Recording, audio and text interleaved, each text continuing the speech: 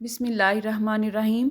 सर्दी की वजह से हाथों और पाँव की उँगलियों का इस तरह से सूज जाना, उसमें ख़ारिश होना, उसमें रेडनेस होना, ज़ख़म बन जाना, ये सर्दियों की एक आम सी बीमारी है। इंग्लिश में इसको चिलब्लेन कहा जाता है। आप घर में ही इसका इलाज कर सकते हैं। आपको किसी भी डॉक्टर के पास जाने की ज़रूरत बिल्कुल भी नहीं पड़ेगी अगर आप इसके स्टार्ट में ही इसको ख़त्म कर देते हैं। जिन लोगों को एक दफ़ा ये बीमारी होती है, हर साल ही वो इस बीमारी में मुब्तला हो जाते हैं। लेकिन अगर आप थोड़ी सी एहतियात से काम लेंगे और घर में ही कुछ रेमेडीज़ को फॉलो करेंगे तो इंशाल्लाह इस साल क्या अगले साल भी इस बीमारी से आपको छुटकारा हासिल हो जाएगा। इस वीडियो से पहले भी इस बीमारी के 2 टोटके मैं आपके साथ शेयर कर चुकी हूँ, जो आप लोगों ने बहुत पसंद किए, बहुत अच्छा रिस्पॉन्स आया। लोगों ने कहा कि इसको हमने फॉलो किया है और हमारी ये बीमारी जड़ से ख़त्म हो चुकी है। तो आज की इस वीडियो में ना सिर्फ आपको एक टोटका मैं बताऊँगी, बल्कि मेरी बाकी वीडियोस में जिन लोगों ने कमेंट करके बहुत से सजेशन दिए हैं कि वो इस बीमारी में मुब्तला थे और इस टोटके के अलावा भी उन्होंने बहुत से टोटके आजमाए हैं, वो रेमेडीज़ और वो टोटके भी मैं आपके साथ शेयर करूँगी। असल में होता क्या है, सर्दी की वजह से हाथों और पाँव की जो उँगलियां हैं, उनकी जो वेन्स हैं वो सिकुड़ जाती हैं। अब पता नहीं इसको वेन्स कहेंगे, रगें कहेंगे, जो भी आप कहेंगे। तो इसका इलाज इस आम से शलजम में पोशीदा है। इससे पहले भी एक रेमेडी मैंने आपके साथ शेयर की थी, जिसमें हमने इसे पानी में उबाला था, नीम गर्म पानी में हाथों और पाँव को उसमें डिप किया था। लेकिन आज की रेमेडी टोटली डिफरेंट है उससे। असल में ये रेमेडी मुझे कमेंट बॉक्स में मिली है और एक नहीं, दो नहीं, तीन नहीं, बल्कि बहुत से लोगों ने शेयर की है। तो क्यों ना लोगों के तजर्बात से फ़ायदा उठाया जाए और नए नए टोटके आजमाने की बजाय आजमूदा टोटके से ही फ़ायदा उठाया जाए। तो यहाँ पे शलजम को हमने अच्छी तरह से खोखला कर लेना है। इसकी दीवारें आपने थोड़ी सी मोटी ही रखनी है और जो नीचे वाला पार्ट है इसका, वो भी ज़्यादा पतला नहीं काटना है आपने। थोड़ी सी उसमें ग्रिप होनी चाहिए ताकि इसमें जो भी चीज़ हम ऐड करें वो इसमें होल्ड कर सके, ठीक है। अच्छा, जिन लोगों को हर साल ही ये बीमारी होती है, उन लोगों को बहुत एहतियात करनी चाहिए। सख्त सर्दी से अपने आप को बचाना चाहिए और बाहर की अगर ठंडी हवा से आप घर में आ रहे हैं तो आते ही फ़ौरन आपने हीटर के पास नहीं आना होता और ना ही शदीद गर्म पानी से हाथ और पाँव को धोना होता है। इससे ये बीमारी शिद्दत इख्तियार कर जाती है। अगर ऑलरेडी आपके पाँव सूजे हुए हैं, हाथों की उंगलियां सूजी हुई हैं और आप फ़ौरन गर्म पानी में उन्हें डिप करते हैं तो उससे स्वेलिंग भी बढ़ जाती है, रेडनेस भी बढ़ जाती है और इचिंग भी बढ़ जाती है। ख़ारिश इतनी शदीद होती है कि कंट्रोल ही नहीं होती है। तो अगर आप मेरी पहले वाली रेमेडीज़ आजमा रहे हैं, उनका लिंक आपको डिस्क्रिप्शन बॉक्स में मिल जाएगा। उन रेमेडीज़ में भी मैंने आपको यही बताया है कि आपने नीम गर्म पानी में हाथों और पाँव को डिप करना है, ठीक है। तो यहाँ पे मैंने इसे अच्छी तरह से खोखला कर लिया है, लेकिन इसकी दीवारों को मैंने मजबूत ही रहने दिया है। अब इसमें हमने ऐड करना है सरसों का तेल। सरसों के तेल की क्या क्वालिटीज़ हैं ये तो आप जानते ही होंगे। हर तरह की स्किन एलर्जी के लिए ये बहुत ही मुफीद माना जाता है। इससे बहुत ही जल्द हीलिंग हो जाती है, ज़ख़म बहुत अच्छी तरह से भर जाते हैं। इसे हमने क्या करना है, इसे हमने चूल्हे पे रख के अच्छी तरह से पकाना है यहाँ तक कि इसके अंदर जो ऑयल है ये उबलने लगे। अब मैंने एहतियातन इसके ऊपर एक वायर रख के छोटी सी कटोरी रखी है स्टील की, ताकि ये जलने ना पाए। और उसके ऊपर ये मैंने रख दिया है। चूल्हे की आंच को मैंने इतना स्लो किया हुआ है कि आपको नज़र ही नहीं आ रही है।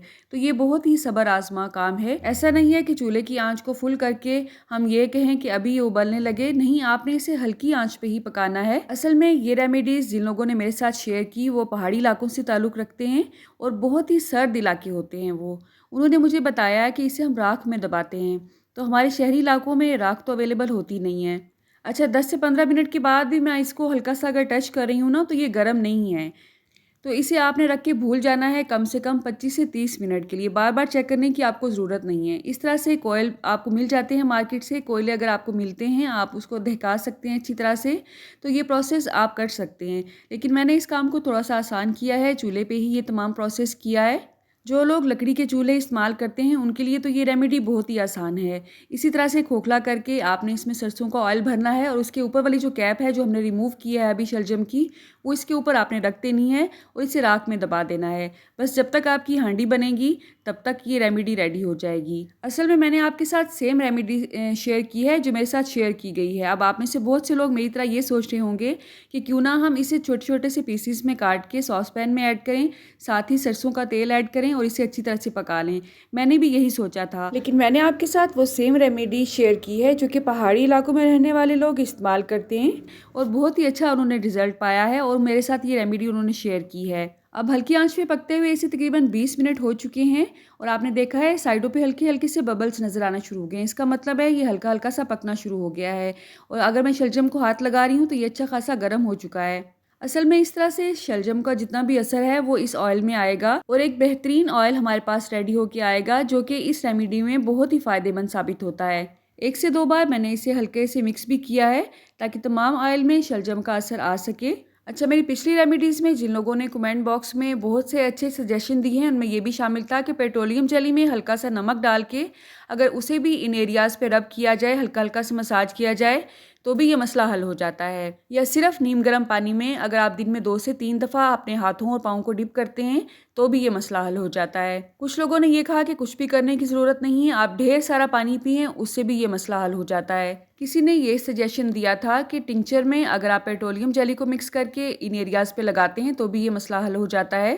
टिंचर आपको मेडिकल स्टोर से इजीली अवेलेबल है, ये अक्सर ज़ख्मों को हील करने के काम आता है। तो आपने देखा है साइड से आपको ये वाइटिश सा मवाद नज़र आ रहा है शलजम का, इसका मतलब है शलजम अच्छी तरह से पक चुका है। साइड से भी आपने देखा होगा कि शलजम ब्लैकिश कलर का होना शुरू हो गया है।